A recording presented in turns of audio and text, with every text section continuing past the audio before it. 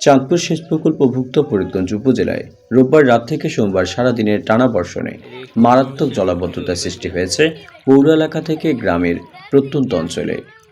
এতে মাছের ঘের, জনগুরুত্বপূর্ণ সড়ক, বসতবাড়ি, কৃষি আবাদি জমি, পোল্ট্রি খামার, শিক্ষা প্রতিষ্ঠান ও ব্যবসা প্রতিষ্ঠান পানিতে প্লাবিত হয়েছে। গাছপালা ভেঙে পড়ায় বিদ্যুৎ বিচ্ছিন্ন হয়ে পড়েছে বেশ কয়েকটি এলাকা। এমন টানা বৃষ্টিতে জনজীবন দুর্বিষহ হয়ে উঠেছে। পানি বৃদ্ধির কারণে বিপাকে পড়েছে নিম্ন আয়ের মানুষসহ মৎস্য চাষিরা। ইতোমধ্যে বেশ কিছু মাছের ঘের পানিতে ভেসে গেছে।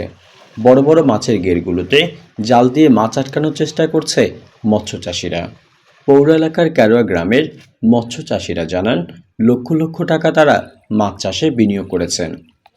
সেচ প্রকল্প কর্তৃপক্ষ দ্রুত সুইচ গেট দিয়ে পানি না সরালে তাদের চাষকৃত মাছ ভেসে যাবে।